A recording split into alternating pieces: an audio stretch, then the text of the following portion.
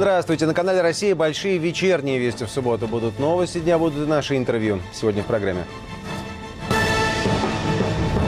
Новости дня. Берлускони осужден, но не засужен. Хиллари Клинтон остается, чтобы уйти. На Кубе разрушено 130 тысяч домов. Михаил Ломоносов «Über alles». Громкая премьера в Санкт-Петербурге и неизвестный вид динозавров раскопан в Забайкалье. Правда ли, что в Ингушетии едут не только русские солдаты? В какую часть горной Ингушетии нас возил глава республики Юнусбек Евкуров? Заменит ли шариат и адат российские законы? Ходить ли девочкам в хиджабах в школу? Переживший покушение Евкуров, ингуш на Кавказе, кавказец в Москве, русские за границей. Необычная Ингушетия.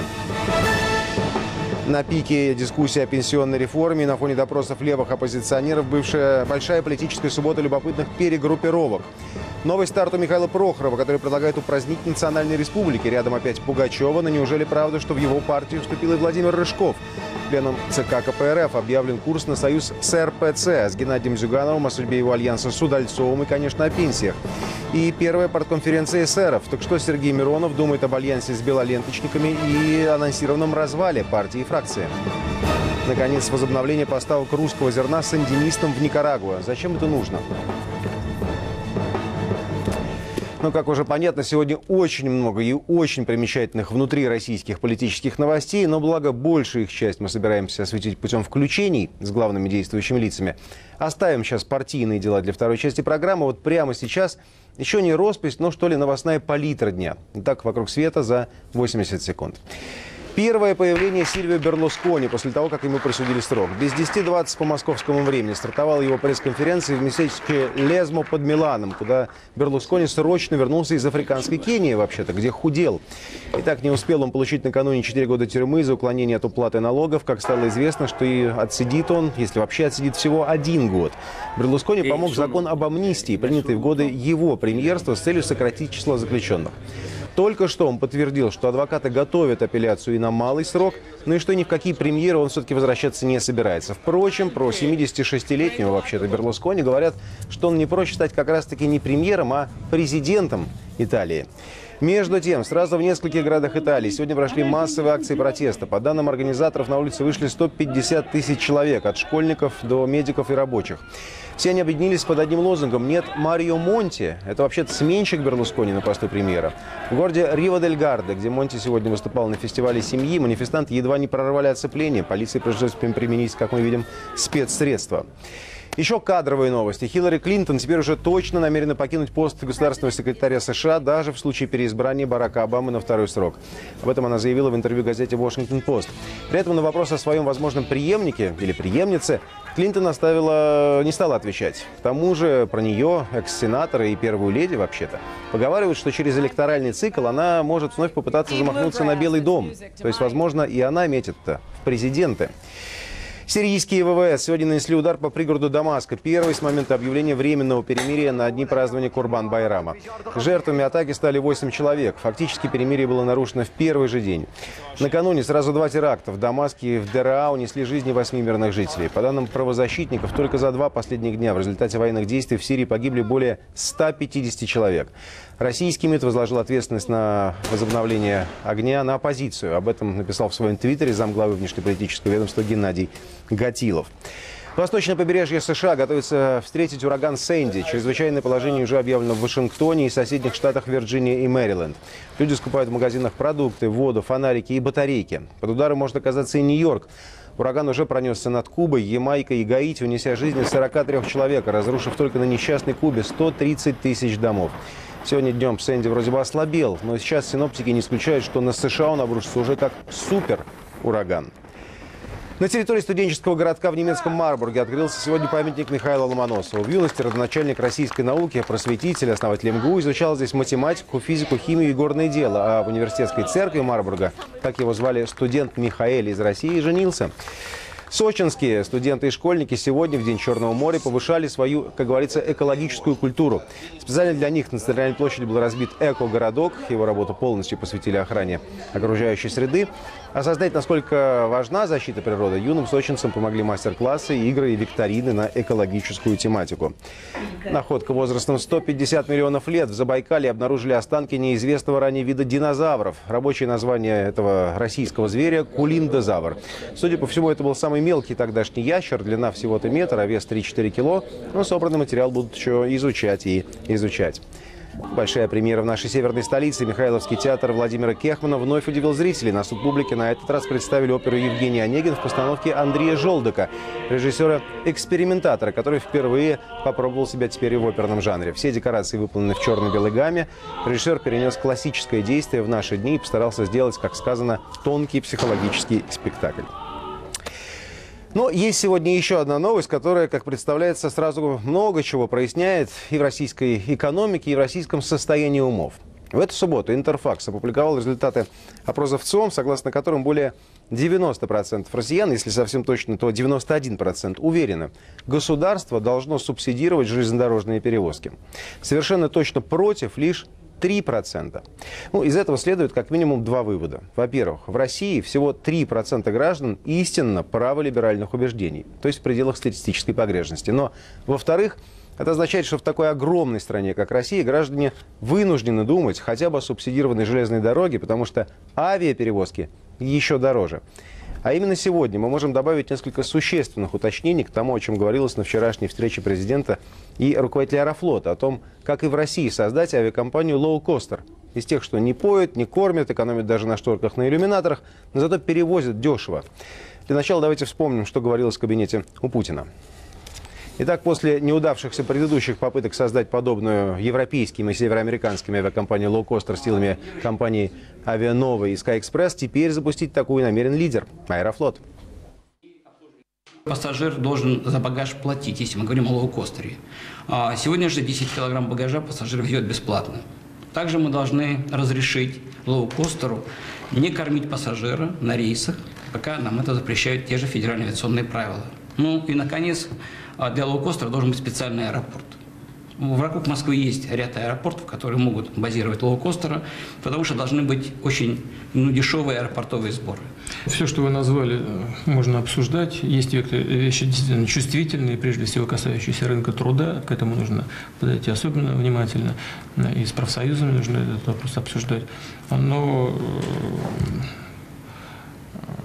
подумать на этот счет и создать такого перевозчика, мне кажется, было бы правильно. И многие пассажиры пользовались бы наверняка этими рейсами.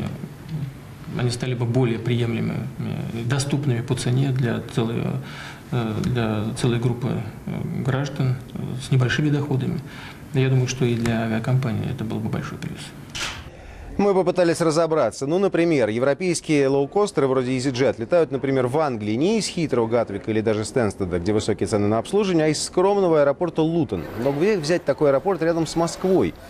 Оказывается, если изучить карту, то рядом с Москвой действительно не только Шереметьево, Домодедово, Внуково, и Астафьево, но и Раменское, Чкаловское, а еще Балабаново на Большой Бетонке в Калужской области и Грабцево в самой Калуге, а также Тула и Тверь. То есть ресурс есть, осталось договориться с военными или местными властями.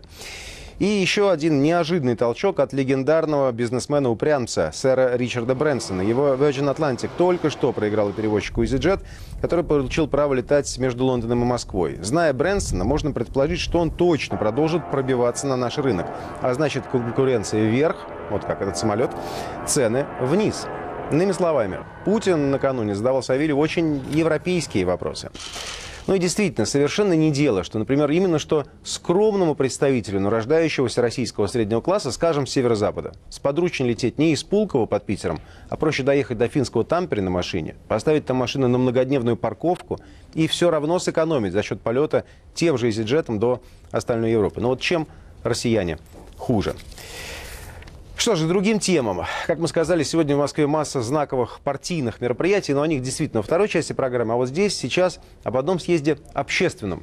Так, в Москве сегодня собрались сторонники легализации ношения огнестрельного оружия. Свое движение они назвали «Право на оружие».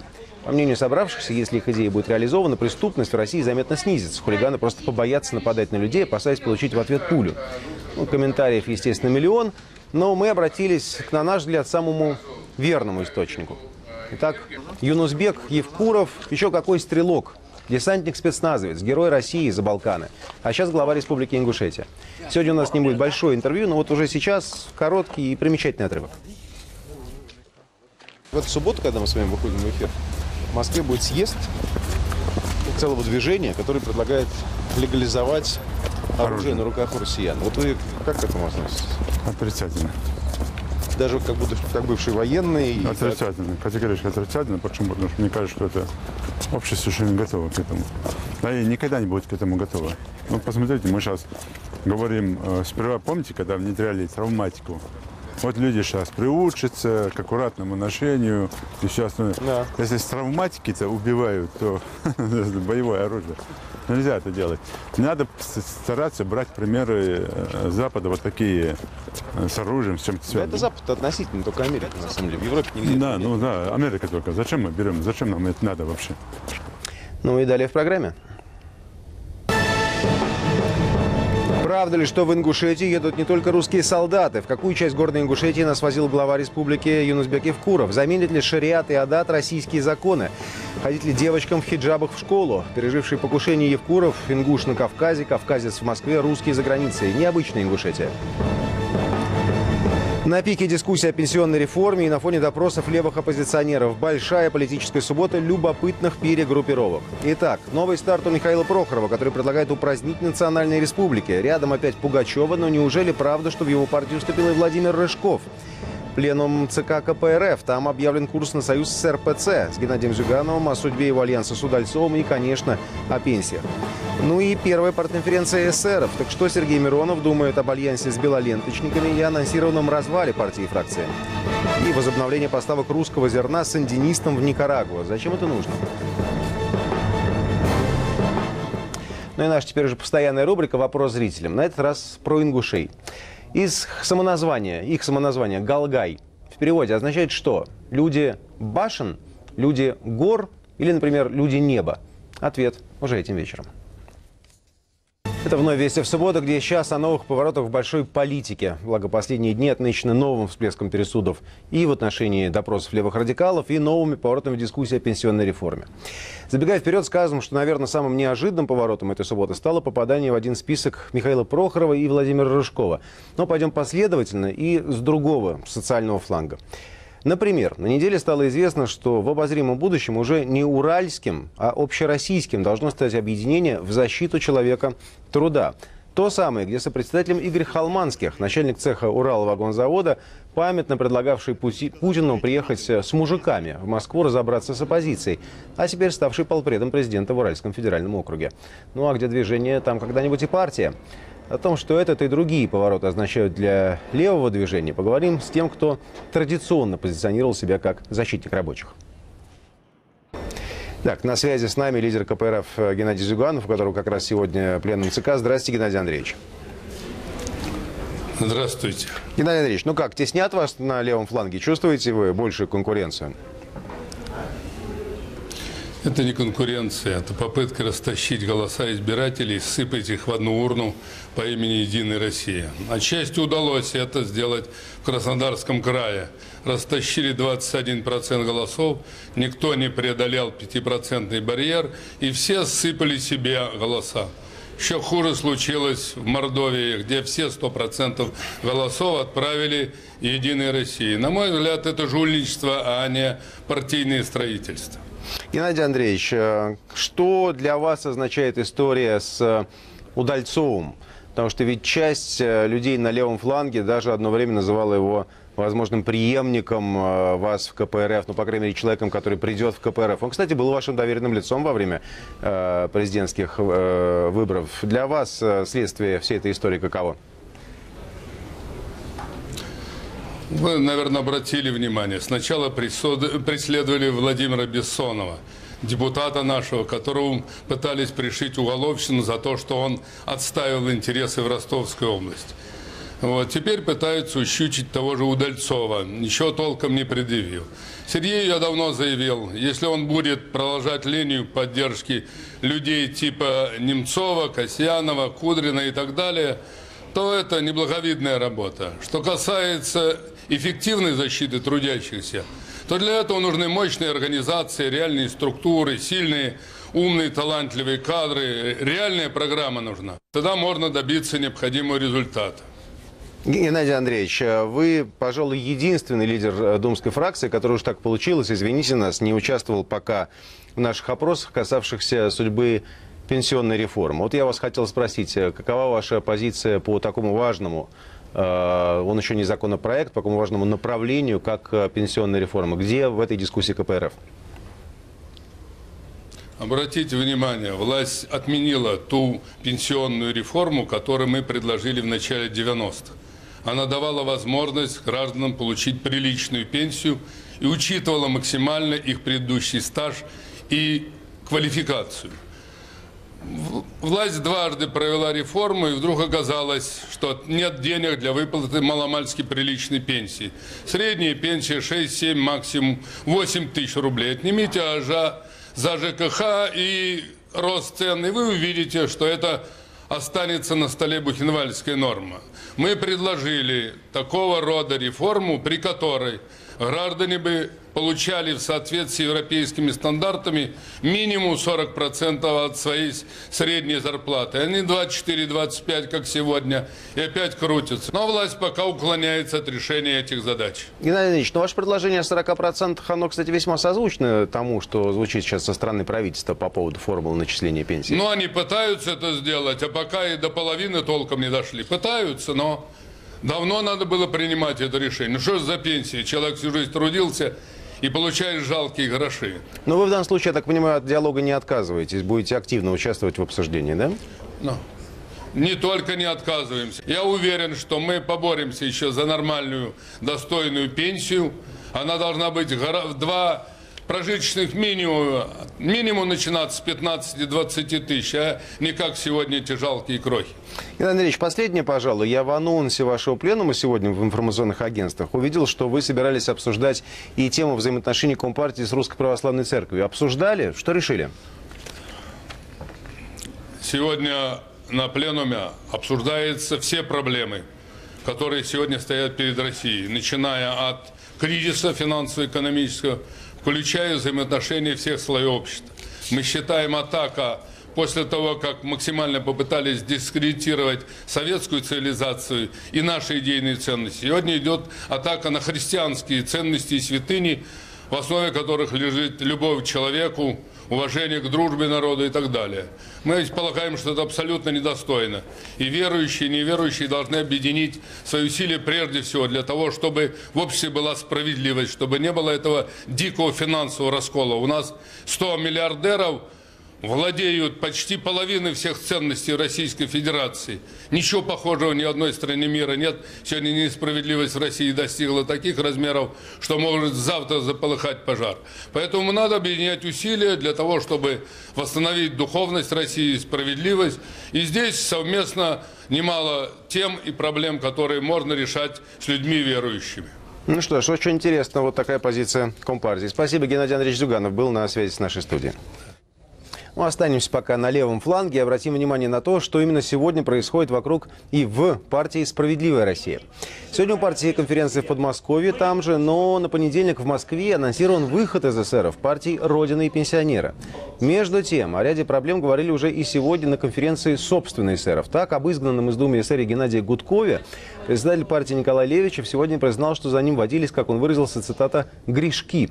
Что же касается участия таких эсеров, как Илья Пономарев и тот же Гудков, и его сын в акциях белоленточников, то в «Справедливой России» на это, как выясняется, смотрит именно с политических позиций. Сейчас на прямой связи с нами лидер «Справедливой России» Сергей Миронов. Здравствуйте, Сергей Михайлович. Здравствуйте. Сергей Михайлович, я вот читаю ленту информационных агентств. Вот передает, например, корреспондент «Тартас».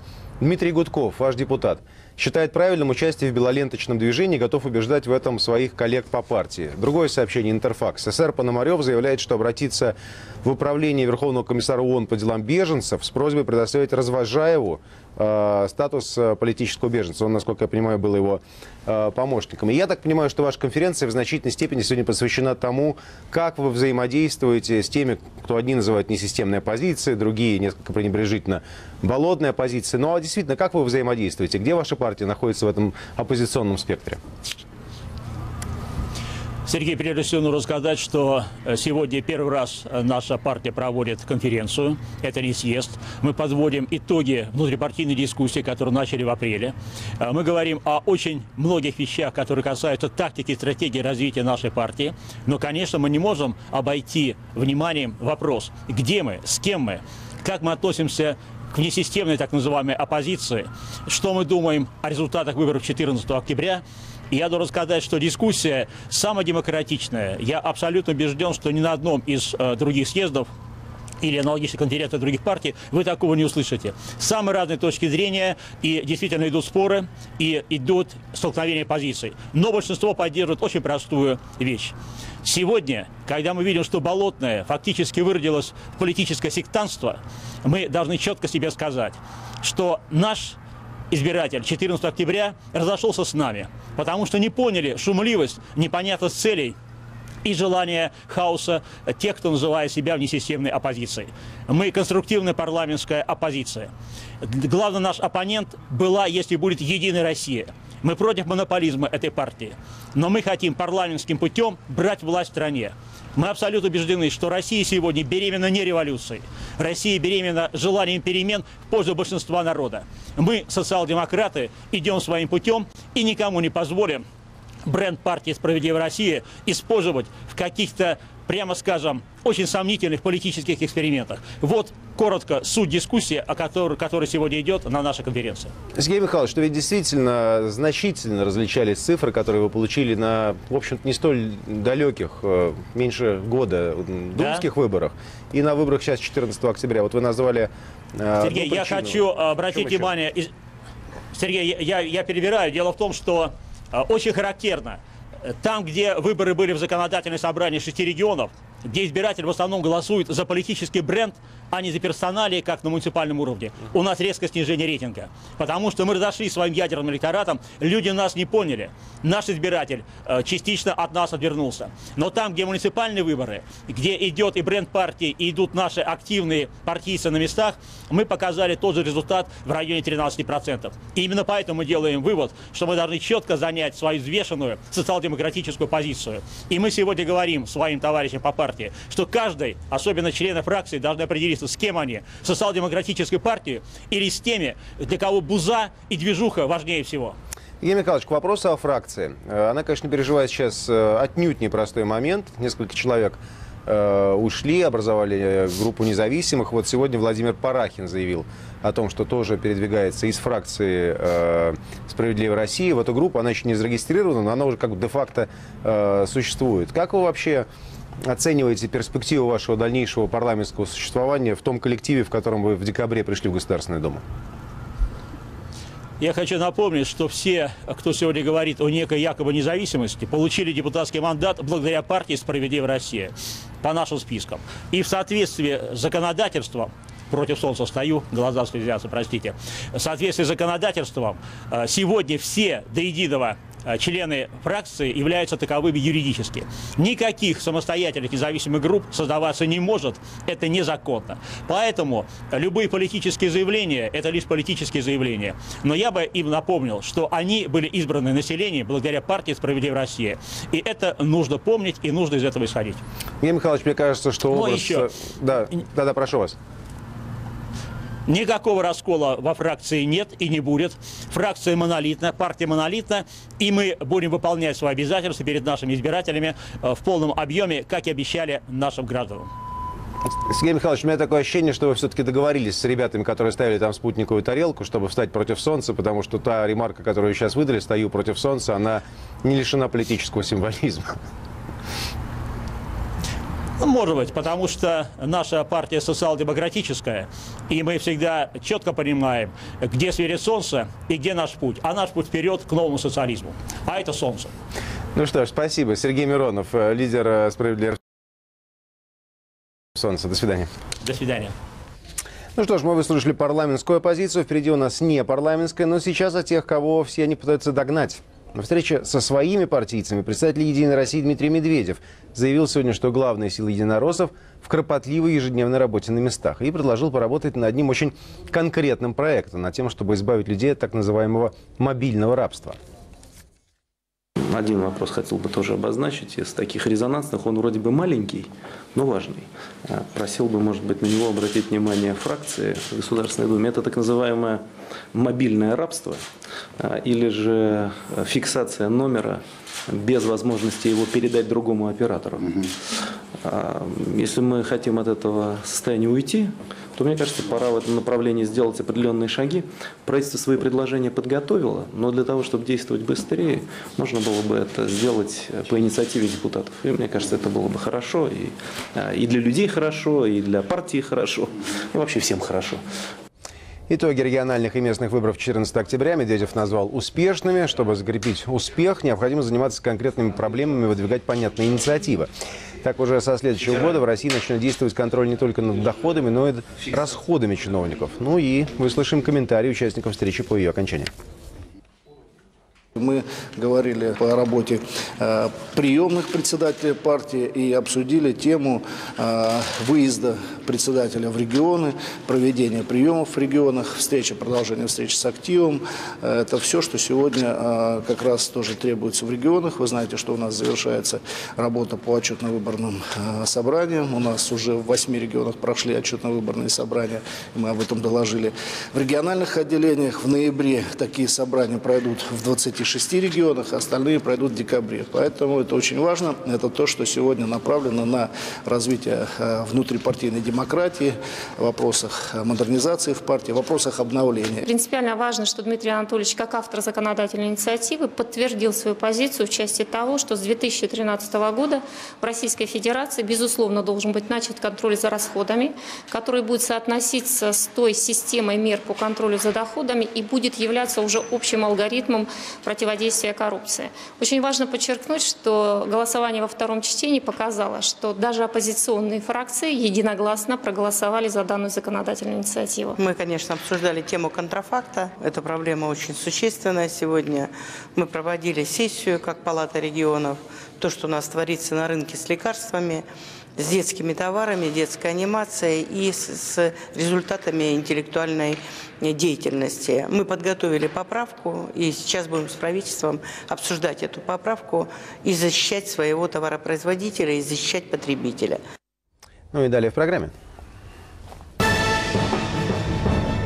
Правда ли, что в Ингушетию едут не только русские солдаты? В какую часть горной Ингушетии нас возил глава республики Юнусбек Евкуров? Заменят ли шариат и адат российские законы? Ходить ли девочкам в хиджабах в школу? Переживший покушение Евкуров, ингуш на Кавказе, кавказец в Москве, русский за границей. Необычная Ингушетия. Мариинка, Портер, политологи. Каков балет между Западом и Востоком? И где место для России? Американцы, европейцы, китайцы и, конечно же, русские члены Валдайского клуба о том, куда пойдут российские нефть и политика. Европейский Петербург как фон или как ориентир? И возобновление поставок русского зерна сандинистам в Никарагуа. Зачем это нужно? Финишная прямая вести в субботу, где к итогам этого дня добавим явственно обозначившиеся сегодня два сценария действий тех, кто чуть менее года назад вместе выходил на Болотную. Итак, на этот час уже состоялось и задержание, и освобождение, например, таких игроков, как Илья Яшин и Алексей Навальный. Первое же свое собрание на КСО они проводили сегодня выходом на несанкционированную акцию на Лубянке, явно рассчитывая на то, что их под объективами задержат. Ну, вышли, ну, задержали, ну, отпустили, ну, а толку? В выборах они участвуют в своей среде. 14 октября не выиграли, не проиграли, а просто, в отличие, например, от Владимира Рыжкова, не участвовали. Ну, соответственно, остается только улица. Ну и виртуальные всякие лайки и перепосты. А вот сейчас другой сценарий, второй. Съезд партии Михаила Прохорова, гражданская платформа сегодняшняя, где сам он объявил о выходе из бизнеса. Это он делегирует партнерам из Аннексима и полном переключении на политику. Прохоров принципиально обозначил гражданскую платформу как третью силу, независимую ни от Кремля, ни от Болотной. Среди основных положений программы ограничение полномочий президента в пользу парламента, снижение избирательного барьера до 3%, возвращение избирательных блоков, ослабление налогового бремени для бизнеса и ликвидация госкорпораций. А еще Прохоров стал сегодня членом собственной партии, при которой создан Федеральный гражданский комитет. Из звезд в него вошли, в частности, Андрей Макаревич и Алла Пугачева, а из состоявшихся политиков тот самый Владимир Рыжков. И пусть, когда мы дозвонились до Рыжкова, которого на съезде, кстати, не было, он уточнил, что в отличие от политического комитета, комитет гражданский, структура не партийная, скажем так, структура совместных действий, но заявка у Прохорова интересная. Ну и сейчас Михаил Прохоров на связи с нашей студией. Здравствуйте, Михаил Дмитриевич. Здравствуйте, Сергей. Я, во-первых, не могу удержаться. Все-таки телевидение – это великая вещь. Мы с вами одного роста в окошках. Это так необычно. Михаил Дмитриевич, вы же из кулуаров Академии наук сейчас с нами связываетесь. У меня к вам вопрос, не лишенный, академизма, если хотите. А вот эта вот конфигурация, когда вдруг в партии «Гражданская платформа», рядовым членом который сегодня стал Михаил Прохоров, появляется Владимир Рыжков, сопредседатель партии РПР «Парнас», это вот как? Это как понимать? Понимаете, мы хотим создать партию, которая будет такой партией, которая могла бы обслуживать наших гражданских активистов. Поэтому совершенно не случайно в высший орган нашей партии пришли люди, которые абсолютно беспартийные, или представители, как Владимир Рыжков, других партий. И мы вместе с нашим политсоветом будем вырабатывать общую повестку обязательно для нашей партии. То есть вот вы придумали конструкцию, как та, которая была в «Единой России» когда-то, когда высшие органы партии могли входить люди, не являющиеся членами партии, так? Более того, большинство входящих в наш федеральный комитет – это беспартийные, то есть их большинство. Их больше, чем членов партии. Кого вы считаете наиболее ценными приобретениями после сегодняшнего съезда? Всех, без исключения. Я надеюсь, что еще много ярких людей к нам присоединится. Вы сегодня выступали на национальный вопрос. Чтобы вас не перевирать, могу вас попросить повторить вот этот основной ваш тезис? Он в чем заключается? Я считаю, что у преступления, у хамства и у подлости нет национальности. Как нет национальности у доброты, гения и таланта. Поэтому вопрос заключается в другом. Что без решения национального вопроса ни одна реформа не сможет быть реализована в нашей стране. А проблема здесь стоит в неэффективном территориальном устройстве. И если его не поменять с экономической точки зрения, нашей стране будет очень тяжело отвечать вызовам 21 века. Проблема, кстати, не только наша. Это сейчас происходит в Европе. Вспомните Англию и Шотландию, вспомните Каталонию, Испанию. Михаил Ильич, вы знаете, у нас гостем программы сегодня является глава Ингушетии Юнусбек Евкуров. Это продолжение нашей целой кавказской серии. У нас до этого Рамзан Кадыров был. Вот я не очень уверен, что они с большой радостью услышат, например, в Чечне и Ингушетии вашу идею о распуске таких республик и включении их в некий экономический район. Вопрос, естественно, очень острый, и его нужно спокойно обсуждать, потому что в конечном счете решают граждане. Это им выходить на референдум и голосовать. Но вопрос заключается в том, что система, при которой национальная автократия получает деньги с федерального центра и непонятно, как их распределяет, она больше работать в 21 веке не сможет. Страдают все граждане нашей страны, вне зависимости от национальности. Я почти не сомневаюсь, готов просто это спрогнозировать, что не сегодня, так завтра Владимир Жириновский обвинит вас в том, что вы украли у него идею. Потому что он уж лет 20 говорит о том, что надо распустить республики и перейти к территориальному принципу. А вы его в качестве тактических союзников видите? Вообще, кто ваши союзники? Я вообще считаю, мы не случайно называемся гражданской платформой. Если наши взгляды совпадают с любой политической силой, мы по этому конкретному вопросу готовы договариваться и действовать сообща. На то она и платформа.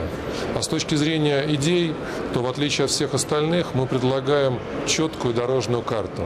Это перейти на экономическое образование субъекта федерации нашей страны, это обустроить наши южные границы и закрыть транзит для нелегальной миграции, это гарантировать каждому народу национальную автономию, которая должна финансироваться в части обеспечения национальной культуры. И это четкое понимание того, что великая русская культура не была бы столь великой, если бы в нее не входило все многообразие национальных культур нашей страны. Прекратить поток миграции с юга вы имеете в виду из СНГ или из Северного Кавказа? Я имею в виду из Азии в Европу. У нас сейчас идет мощнейший транзит. Понятно. Михаил Дмитриевич, почему вы не участвовали в выборах 14 октября? Ваша партия, она, конечно, таковой формально еще не была на тот момент, но все ассоциировали ее с вашим именем. Почему не было кандидатов от вашей партии на выборах 14 октября? Мы поддерживали одномандатников, и в 6 регионах мы успешно прошли отбор, и сейчас мы уже формируем в ближайшее время 7 фракций в регионах. Очень неплохо для стартующей партии. А не участвовали мы потому, что «Единая Россия» придержала нас, долго боролась за название «Гражданская платформа». Я даже некоторым своим знакомым звонил. Зачем вам это название? Возьмите лучше название «Дворянское гнездо». Вы же подданные, а мы граждане. Ну что ж, спасибо, Михаил Прохоров. Пока еще рядовой член партии «Гражданская платформа», но, я так понимаю, все-таки потенциальный ее лидер был на связи с нашей студией. Ну а теперь к Кавказу и ответ на вопрос, который прозвучал у нас в начале программы. Итак, самоназвание ингушей, галгай, в переводе означает люди не неба и не гор, а башен. Такие башни ингушские роды тейпы строили испокон веку, а сейчас на окраине ингушской столицы Магас возводят 100-метровую общеингушскую башню, где будет музей, но будет заседать совет всех тейпов, совет старейшин. Туда мы сегодня отправимся на встречу с главой республики Юнусбеком Евкуровым, но при всем том, что покажем им много чего необычного, это, конечно, будет никакое не глянцевое интервью. Но вот сегодня сотрудники МВД и ФСБ обезвредили там еще одного мужчину с поясом смертника, мощностью около килограмма в тротиловом эквиваленте. И до этого во вторник именно из Ингушетии на Черменский круп в Осетии приехал смертник, на котором были все 25 килограмм. Вообще от большой беды для потенциально десятков человек спасла только бдительность погибшего при этом уроженца Беслана, младшего лейтенанта Дзаура Джибилова. Ну и, конечно, наш сегодняшний разговор с Евкуровым – это продолжение нашей кавказской, а точнее войнахской, чечено-ингушской серии. До этого у нас был Рамзан Кадыров. Вслед за чем мы обсуждали Чечню и Ингушетию с Александром Хлопониным. И вот сегодня меньший из двух войнахских народов. Итак, Ингушетия, которой внимание достается поменьше, и где мы побываем там, куда обычно камеры не очень-то и пускают. Даже на Кавказе мало где так красиво, как там, где Ингушетия перетекает в Чечню. Особенно сейчас, когда в этих горах поистине волшебная золотая осень. Но, конечно, есть здесь и совсем другие реалии. Еще с 99-го журналистов сюда близко не подпускали. Ведь здесь между Датыхом и Бамутом проходят те самые тропы, а боевая готовность постоянная. Спецназовец в запасе Евкуров взял нас сюда в поездку со своими однокурсниками по Академии Генштаба, действующими генералами внутренних войск. Все вместе оказываемся на бруствере. В 2010 году мы снова поставили. Хуже стало или надежно? Надежно, конечно. Ну, во-первых, это все-таки бандиты могли что-то там творить и уходить. Даже нападение на Ингушетию, когда было, они просто знали, что пути отхода никем не прикрыты. Спокойно сотворили и ушли по тем же маршрутам. Теперь, говорит Евкуров, спокойно отсюда боевикам не уйти. Буквально в 20 километрах в местечке Алкун совсем другая жизнь. Например, этот дедушка все рассказывал и рассказывал Евкурову о своем чудо-заборе. Но у односельчан дедушки, которые окружают главу республики через минуту, к нему совсем другой разговор. На жилье,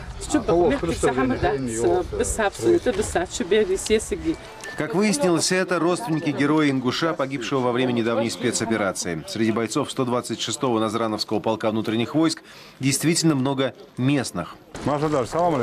Здесь, в горах, плечом к плечу против боевиков воюют за перевалом чеченцы, а здесь и ингуши, и дагестанцы, и, конечно, русские ребята. Не штатного разведвода? Прием рукопашный бой как? Молодец. И все-таки действительно есть и совсем другая Ингушетия. Да, этот монумент напоминает о еще одной трагедии ингушей, о сталинской депортации 1944 года. Но теперь по инициативе Евкурова здесь же мемориал памяти и славы. Это памятник ингушу, последнему защитнику Брестской крепости в Великую Отечественную. А за ним монумент в честь ингушей, которые первыми пошли на Брусиловский прорыв еще в Первую мировую. Рядом панно «Мечта» об Ингушетии новой. Надо сказать, очень занятная композиция. Да, я Адидаса в бронзе еще не видел. Вообще все бывшее чистое поле рядом с мемориалом сейчас преображается. По соседству только что возведен новый прекрасный летний театр. Появились сейчас в республике и новые промышленные объекты, новый мукомольный комбинат или вот этот новый завод по производству минеральной воды. И, конечно, особый почет строителям. Поздоровайся.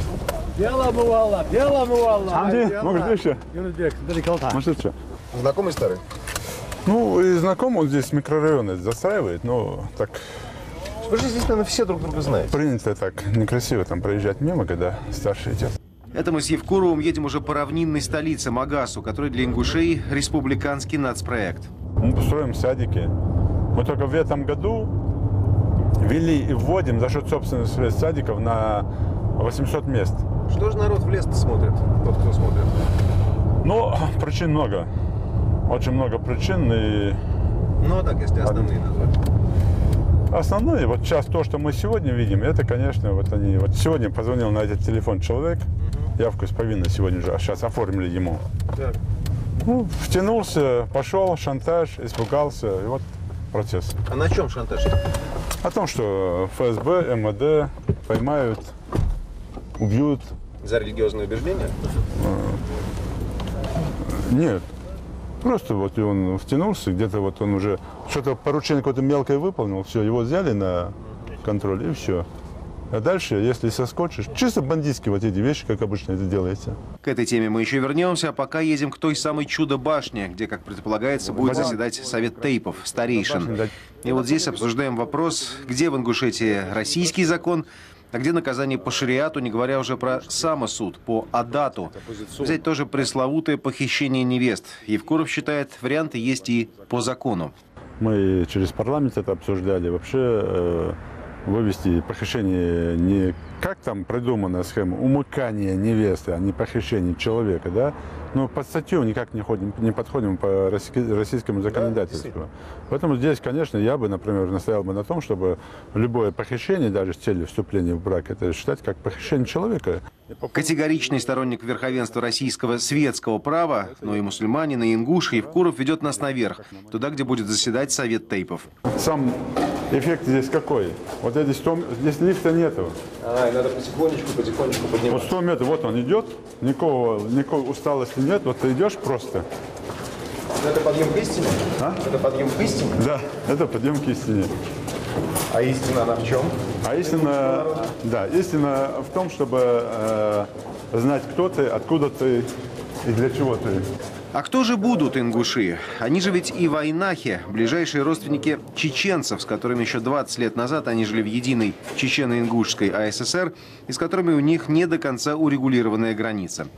Сейчас и те, и другие подготовили для федерального центра свои пакеты документов, к чему Евкуров добавляет: главное, чтобы никаких границ не было для федеральных МВД и ФСБ, которые на этой границе и проводят спецоперации.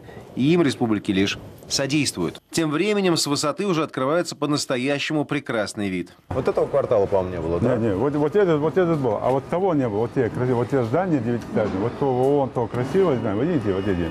Вот то здание. И дальше микрорайон, его не было. То есть, я думаю, что 20% появилось вот за эти 4 года. Все время, пока мы разговариваем, у Евкурова постоянно звонит мобильный. Звонок вам на мобильный напомнил мне об одной теме. Ага. Вот вы дали свой мобильный номер, чтобы звонили боевики. Звонят? Давая этот телефон, мы им открываем дверь. Хочешь, приди, покайся. Не хочешь, твое право. Но хоть один боевик уже позвонил? Позвонили вчера и позавчера, и вот сегодня мне докладывал, они даже уже там явку с повинной хочет делать. А что вы им предлагаете? Освобождение от уголовной ответственности? Нет, ни в коем мере. Все в рамках закона Российской Федерации. Досудебное соглашение. Там есть явка с повинной, есть чистосердечное признание, есть содействие следствию. Там реальные сроки скашивать довольно серьезно. По закону, опять же. Но на этот телефон не звонят? Не могут привести? Не знаю, на этот тоже звонят. У меня, я говорю еще раз, мой телефон, наверное, вот этот телефон, его нет у ленивого только. Внизу короткий перерыв на кофе и еще одно интересное признание. На Кавказе я ингуш, в Москве или за пределами Кавказа я кавказец, а за пределами России я русский. Вот, в принципе. На обратном пути к машине вновь оказываемся на фоне башни, где будет заседать совет старейшин. А их сейчас, бывают, расстраивают молодые ингуши, которые перебрались никакие не в горы, а в срединные русские города и хулиганят. Я всех чиновников предупредил, что если где-либо ваш сын где-то появится, то этот чиновник будет тут же уволен с работы. Я уже как-то предлагал, она идея такая сумбурная, но тем не менее. Ведь, знаете, когда едут наши ребята на машинах, за счет цены, которую можно купить там 10-15 домов здесь неимущим, да, и это видят в других регионах России, это у людей вызывает желчь и справедливый протест.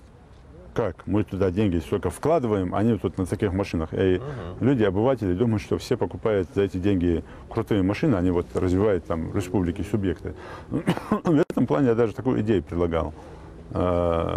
Конфисковывать эти машины, с аукциона их продавать, а вырученные деньги отдельной строкой бюджета на детские садики, на школу. Мы просим, и нам говорят, вот вам отдельной строкой. Почему там, или в армии, или в ВУЗе показывают, если он как скотина живет в комнате, говорит, что вот у нас обычай не мыть полы, ну это что, я что, соглашаться должен с этим, поддерживать этому? Нет. Нет. Здесь это может как нигде. Это его домашние, значит, у него дома так жили. Но это не обычай моих родителей, моих предков, моих великих ингушей. Мы жили в чистоте, в порядке, тем более религия не позволяет в грязном этом жить, да? Вот это, конечно, отдельный разговор. Особенно после вот этой нашей встречи у мемориала памяти и славы со студентками-медиками. Как учеба?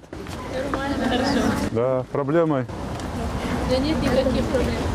И вы счастливые, небо ваше. Обратили внимание, большинство девушек облачены в мусульманские одежды. Евкуров считает, что это их выбор, но при этом ни про какие хиджабы в школах и слышать не хочет. А это мы как раз в готовящейся к открытию новой школе, по которой нас водит ее директор. В школе 4 формы одежды. Первая – общая по уставу. Вторая – религиозная. На религиозный урок идут, одевают хиджаб, одевают что угодно. Да, понятно, заходят, да. Третий урок физкультуры, спортивной формы. Четвертый урок труда. И вот этим правилам надо соблюдать. Ну а если родители скажут, хотим, чтобы девочки ходили так? Тогда родители пускай нанимают репетиторов и дома учат своих детей. Принцип, правила такие. Почему? Потому что у нас даже есть сегодня какие-то обращения. Мальчиков отдельно, девочек отдельно. А есть такое, просит? Да, тоже просит, да. И если мы в одном уступаем, неизвестно, до каких крайностей можем дойти. Здесь же раненому-перераненому бывшему спецназовцу, а ныне пережившему покушение главе республики Евкурову, еще один важный вопрос. Слушайте, пока вот ваших подчиненных нет, хочу вам задать вопрос как раз. Как вы себя чувствуете после всех этих дел, которые с вами произошли? На спортивной площадке как раз хотел великолепно. Надо было утром прийти, вместе пробежали мы километра 3. Мне кажется, утро пробежка, занятия спортом. Не только что восстановились, а еще и спорт возобновились. Даже лучше стало. Хорошо. У меня после предыдущих там ранений, контузий, голова иногда болела, а сейчас после этой терапии вообще голова не болит. А ведь в таких красивых, благодатнейших местах голову действительно есть чем занять совсем другим. Евкуров и мечтает о по-настоящему другой Ингушетии. Грех на такой земле жить грешно, да? Да, конечно. Только живи и радуйся. Живи, радуйся, создавай. Надеюсь, что когда-нибудь мы так и будем жить.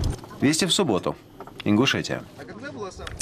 У нас сегодня еще много других анонсированных материалов, но сейчас о том, что на канале «Россия» будет завтра вечером. Вести недели. Дмитрием Киселевым. Итак, воскресенье в 20 часов. Шершель-Афам. Крупнейший коррупционный скандал вокруг Министерства обороны. Настоящий бардак. Криминальные схемы. Что значит в этой ситуации повести себя как мужчина? И узнаем ли мы в конце концов все? Впереди большая работа. Живодер со стажем говорит, что пытают теперь его самого. Меня пытали. Можно ли верить путанице Развожаева? И что сделает со своей свободой Удальцов? Нет, буду как загнанная собака бегать. Огромный Airbus как родильное отделение на высоте 10 тысяч. Было очень необычно. Как нелегко дался первый крик. Софья оказалась героиней. Что делать, если соседка в самолете вдруг решила родить? Единственная мысль – спасти ребенка. И почему 98 стран мира переходят на зимнее время, а Россия настойчиво танцует на 2 такта вперед? Какая-то игра с стрелками. Как наши политики не могут договориться даже о самом простом? Светлеть навряд ли станет. Перевести на час назад. Нужно провести референдум. Вести недели, воскресенье, 20:00. Ну а «Вести в субботу» и я, Сергей Брилев, с вами прощаемся до 23 часов, когда уже на канале «Россия-24» выйдет наш расширенный обзор для, как мы говорим, политических гурманов. И вот именно там будет и Никарагуа, и Валдай. Ну а здесь, на нашем флагманском канале «Россия-1», до встречи уже после праздников. С наступающими!